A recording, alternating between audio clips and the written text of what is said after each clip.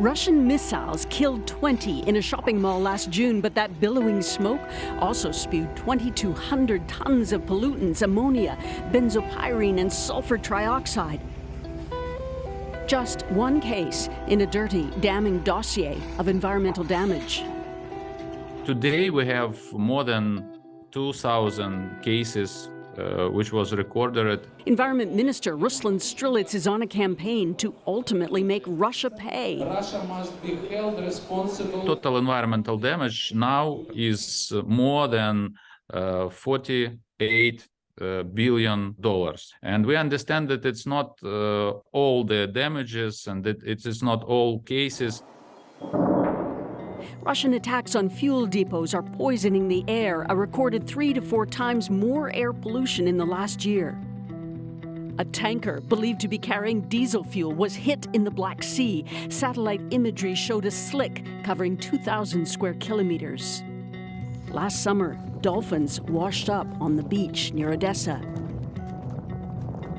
Groundwater has been contaminated, delivery systems busted in Mykolaiv, forcing people to rely on bottled water. Munitions buried in farmland and mines are a deadly threat and can seep contaminants into the soil. And burned forests are adding to Ukraine's CO2 emissions. The Russian war destroyed 5 million acres of forests in Ukraine in less than 6 months.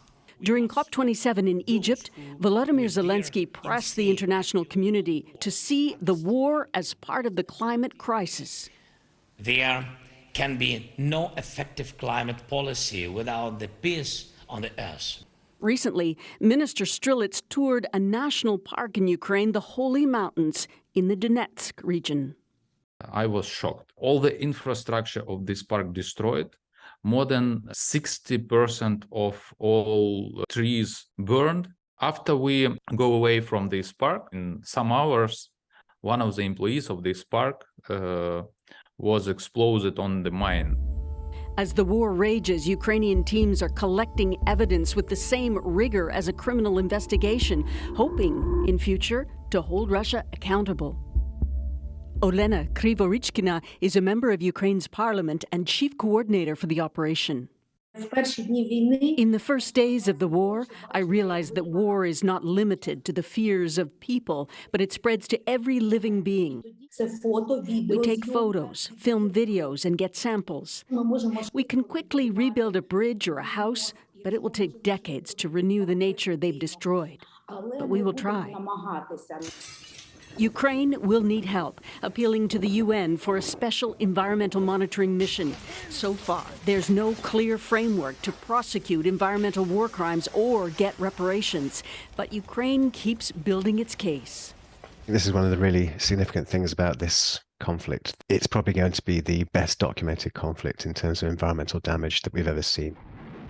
Case in point, this strike on an ammunition depot in Luhansk in June shows up in over 100 different posts and on satellite photos.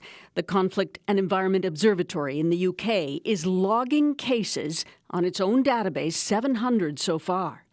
The wider question of where does the money come from? Would Western countries freeze Russian assets and use those to help pay reparations? And if you got to that situation, where does the environment come in terms of priorities? What gets paid for first? Do you worry that environmental crimes will come at the bottom of the list of priority? My main goal is to put the question of environmental protection in top of list. A tough goal with so much destruction and no end to the fight. But this conflict could be a turning point in how we measure all the costs of war. Susan, taking Russia to some kind of international court for environmental crimes and winning seems, at this stage, highly unlikely. What else does Ukraine want out of this? Well, you're right. I mean, first winning this war and then squeezing reparations out of Russia is a long, long way off. But there are already discussions about rebuilding Ukraine with some kind of maybe Marshall Plan to which many countries, including Canada, will chip in. And Ukraine wants to use some of that money to rebuild greener. You know, its heavy industry was and still is deeply polluting, and the minister acknowledges that. And some of the worst offenders are now destroyed, like that Avestal steel plant in Mariupol. It's gone. So Ukraine is kind of ceding the ground to modernize out of this war, out of the destruction, to develop cleaner technology and to maybe wean itself off Russian fossil fuels. The minister believes there will be opportunity, and Ukraine has to clean up just to meet the environmental standards of the European Union, which, of course, Adrian, it is desperately wanting to join. All right, Susan Ormiston in London, thank you.